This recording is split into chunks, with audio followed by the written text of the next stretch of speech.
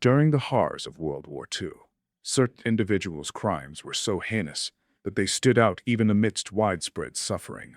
One such figure was Dr. Satan, better known as Marcel Petiot, a notorious serial killer who carried out his gruesome acts in France during the war.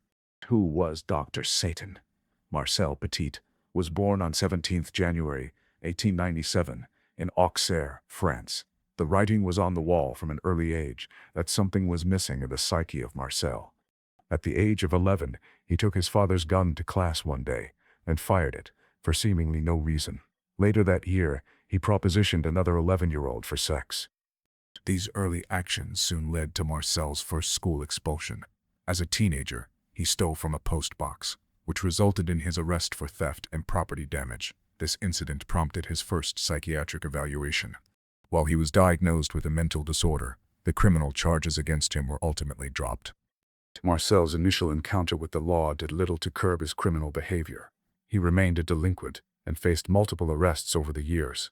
In 1914, these repeated run-ins with the authorities led to his earlier diagnosis being confirmed. Despite his diagnosis, the French army accepted Marcel's application to serve in 1916. His military service was cut short when he was wounded during the Second Battle of the Aisne. Following this, he underwent another psychiatric evaluation and was found to have experienced a psychological breakdown. As a result of this diagnosis, Marcel was sent to a series of military rest homes. His time in service did little to reform him. He was soon arrested again, this time for stealing military blankets, morphine, and the personal belongings of other recovering soldiers. Marcel was admitted to a psychiatric hospital in Fleury-les-Aubrais, where he received yet another series of mental health diagnoses. After treatment, he was sent back to the front in June 1918. His final deployment ended prematurely when he injured his foot with a grenade. Following this, he was diagnosed once more and sent home, receiving the military pension. Dr. Satan becomes a doctor. After the war, Petiot enrolled in an accelerated education program for veterans. Remarkably, within just 8 months, he completed medical school and began working as an intern in Évreux. For the first time in his life, he stayed focused and disciplined, ultimately graduating in December 1921. After moving to Villeneuve-sur-Yonne, Petiot quickly returned to his criminal behavior.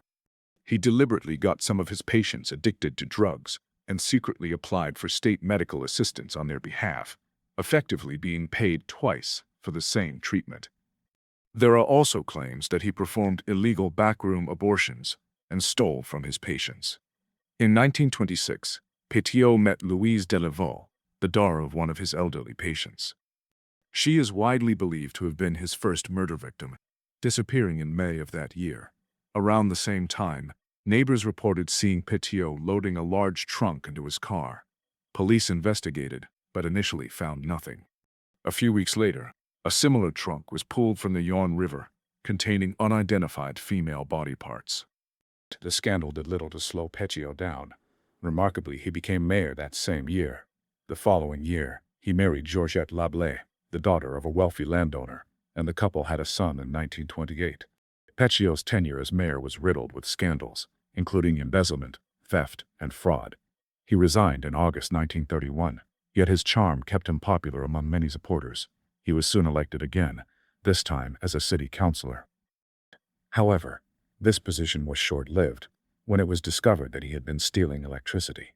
By the time he lost his council seat, Petiot had already relocated to Paris to start anew.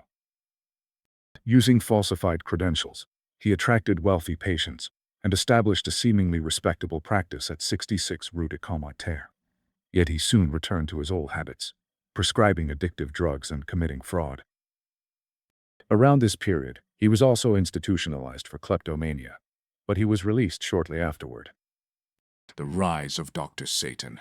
Up until this point, Petiot had already shown himself to be mentally unstable and largely lacking in morality, though he had done little to truly earn the infamous title of Dr. Satan, beyond the probable murder of Louise Delaveau.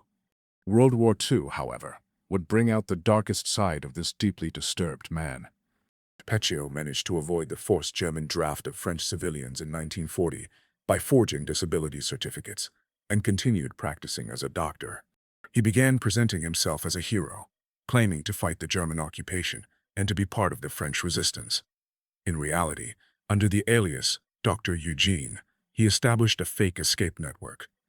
He promised to help people targeted by the Germans, Jews, resistance fighters, and even convicted criminals flee France and reach Argentina or other South American countries via Portugal. His fee was 25,000 francs per person. Referred to him by 3 accomplices, these victims were told that an inoculation was necessary for safe passage. In reality, Petiot used the injection to administer cyanide. Afterward, he robbed them of their possessions and disposed of their bodies. Initially, he dumped the bodies in the Seine, but as this grew too risky, he switched methods, using quicklime or burning them. Eventually, the Gestapo became aware that something sinister was taking place. Rumors of Dr. Satan's escape network reached the Gestapo, who assumed he was connected to the French resistance.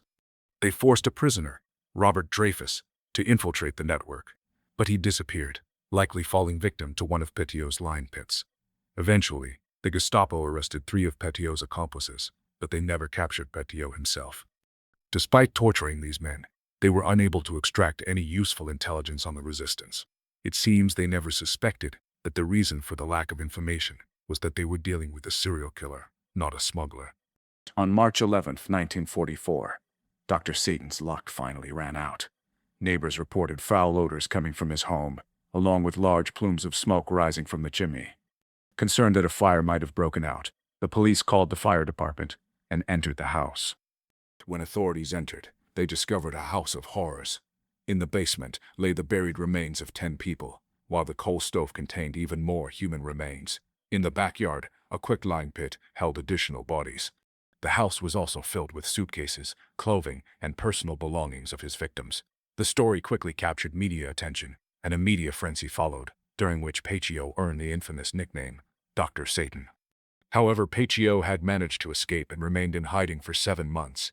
He told friends that the police had discovered the bodies of Germans and informers he had killed for the resistance. He successfully evaded capture until the liberation of Paris in 1944. Dr. Satan was finally apprehended on October 31, 1944, when he was recognized at Paris metro station and arrested. Ever the con man, Dr. Satan believed he might escape justice one final time. At his trial, he repeatedly claimed to have been a member of the French resistance. He insisted that the bodies found in his home belonged to informers and German collaborators, and that they had been killed by his allies, not by him. This time, however, his luck ran out. Dr. Satan had no real connections to the resistance, and many of the groups he claimed to have served with never even existed. He was ultimately convicted on 26 counts of murder and sentenced to death. On May 25, 1946, he was executed by beheading. Petiot was likely responsible for far more than 26 murders, but the true number died with him. The story of Dr. Satan serves as a chilling reminder of how evil can go unnoticed, especially in times of war.